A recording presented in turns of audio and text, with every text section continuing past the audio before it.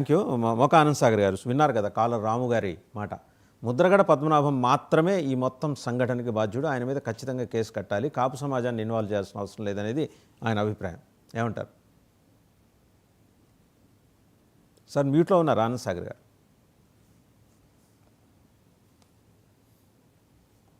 ముందుగా మీకు ప్యానెల్లో ఉన్న పెద్దలకి హృదయపూర్వక నమస్కారం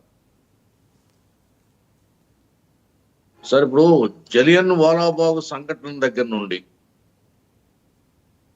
ఇప్పటి వరకు భారతదేశంలో జరిగినటువంటి సమ్మె గెరావు దొమ్మి, ఇది దొమ్మి అంటారు దీన్ని, అది దొమ్మియే ఇది దొమ్మియే.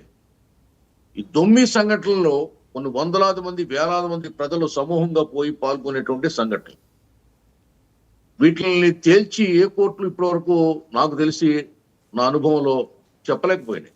ఇట్లాగే ముగిసిపోయినాయి ఇవన్నీ కూడా. ఈ చారిత్రకమైనటువంటి సత్యాన్ని ముందు అందరూ గ్రహించాలి, నమ్మాలి, అవగాహన పెంచుకోవాలి. ఇప్పుడు ముద్రగడ పద్మనాభం గారిని బాధ్యుల్ని చేద్దాం అనుకుంటే పాపం ఆయన ఇప్పుడు ఆరోగ్య పరిస్థితి ఏం బాగోలేదు. ఆ విషయం మీడియాకి ఇంకా తెలియదు. చాలా క్లిష్టమైన ఆరోగ్య పరిస్థితులు ఉన్నారు ఆయన. మీరు ఒకసారి ఎంక్వైరీ చేస్తే ఇది మంచి వార్త, మీకు చాలా ఫ్రెష్ వార్త. ఇకపోతే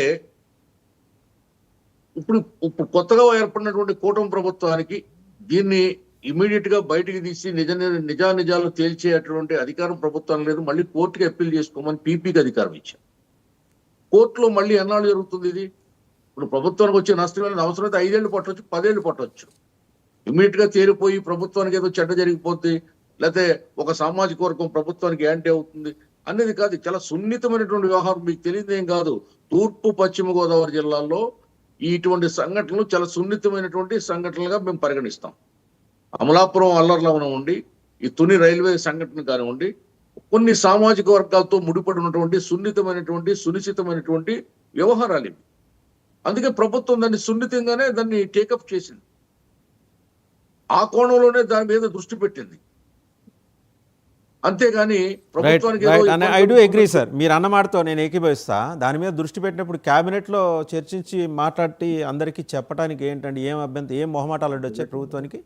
క్యాబినెట్ మీరు ఇక్కడ Telugu Desam party cannot take a single call తీసుకోవడానికి లేదు. You need to discuss with BJP and Janasena.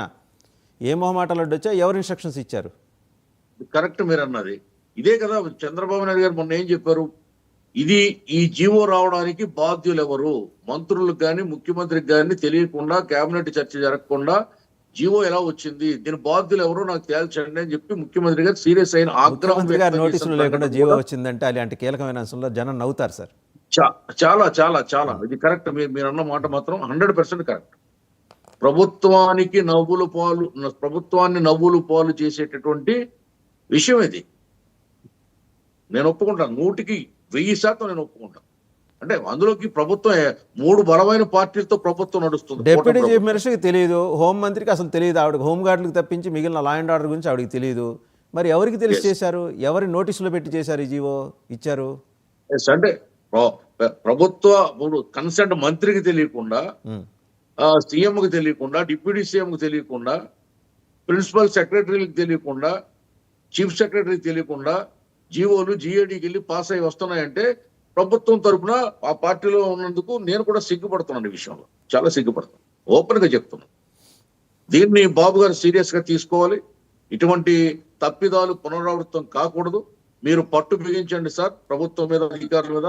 అధికారులు ఇంకా 50% అబోవ్ వైసీపీకి అనుకూలంగా ఉన్నటువంటి అధికారులు ఉన్నారంటే ప్రజలు బాధపడుతున్నారు. కింది స్థాయిలో కూడా, మండల స్థాయిలో కూడా, పంచాయతీ స్థాయిలో కూడా. ఏడాది తర్వాత ఈ మాట చెప్పడానికి మీకు కొంచెం న్యూనతగా అనిపించట్లేదండి? ఏడాది గడిచిన తర్వాత కూడా ఇంకా వైసీపీ ఇన్ఫ్లుయెన్స్ లో, వైసీపీ మత్తులో ఉండిపోయారు బ్యూరోక్రాట్స్ అని. సిగ్గుపడుతున్నాను. సిగ్గు అంటే న్యూనతే కదండి. నేను సిగ్గుపడుతున్నా, ఓపెన్ గా చెప్తున్నాను. మీ ద్వారా నిజాన్ని ఒప్పుకోవడానికి తప్పే ఉందండి. బలహీనత, అంత బలహీనుని కాదు నేను. రైట్. ఒకసారి సార్ ఒక కాలర్ లైన్లో ఉన్నారు సార్, విజయనగరం నుంచి రమణ గారు. బహుశా వారు ఏదో చెప్పాలనుకుంటున్నారు దీని మీద. రమణ గారు నమస్కారం. అంటే ఇప్పుడు పెట్టిన టాపిక్ మీద కాకుండా నేను నా చిన్న డౌట్ సార్.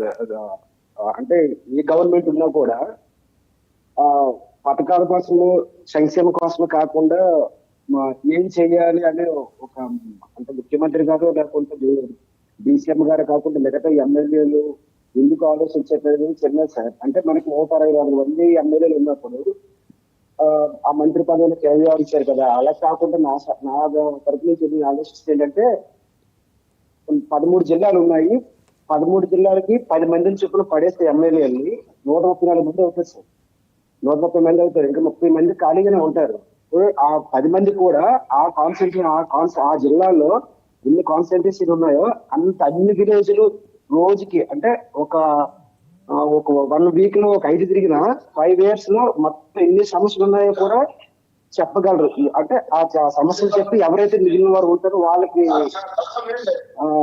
అదే ఈ సమస్యలు ఉన్నాయని చెప్పి చేయించుకోవాలి కేపబిలిటీ ఉంది సార్ మనకి వాళ్ళకి ఉంది అప్పుడు అంటే మొత్తం వాళ్ళకి ప్రజలతో మమేకం అవుతారు సమస్యలు కూడా తెలుస్తాయి ఈ ఒక రాష్ట్రం మొత్తం ఒక మంత్రి పదవి ఇచ్చేసి అతనికి ఏం జరుగుతుందో కూడా తెలియదు తర్వాత కింద ఏం జరుగుతుందో కూడా అతనేమో కంట్రోల్ చేయలేకపోవడము లాస్ట్ ఏదైనా ఇన్సిడెంట్ జరిగితే ఇది మానవ తప్పిదం అనడము ఇలాంటి జరుగుతున్నాయి ఇలాంటి జరిగేటప్పుడు అపోజిషన్ వాళ్ళు ఇష్యూ చేస్తారు వీళ్ళేమో ఇలాగ సమాధానం చెప్తారు ఇది కంటిన్యూస్ ప్రాసెస్ అయిపోతుంది ఎప్పుడు ఏదో ఒక ఇన్సిడెంట్ జరిగినప్పుడు అలా కాకుండా ఇలాగ ఎమ్మెల్యేలు ఇలాగ చేస్తుంటే 10 మందికి ఒక జిల్లాలో పడేస్తే ఏదో ప్రాబ్లం అవుతుంది సార్ 10 మంది ఒక జిల్లాలో రైట్ అండి, thank you for your suggestion. ఒకసారి మనం వెంకటేశ్వర గారి దగ్గరికి వెళ్ళే ముందు నిన్న అంబటి రాంబాబు గారు మాట్లాడింది ఒకసారి చూద్దామండి. ఆయన మీద కేసు కట్టారు పట్టాపురం పోలీస్ స్టేషన్ గుంటూరులో. ఇది పోలీసు అధికారుల విధులకి ఆటంకం కలిగించి నోరు పారేసుకున్నారు. దాంతోపాటు ఇంకా 2-3 సెక్షన్స్ కూడా పెట్టారు. ఒకసారి అది చూద్దాం అంబటి రాంబాబు.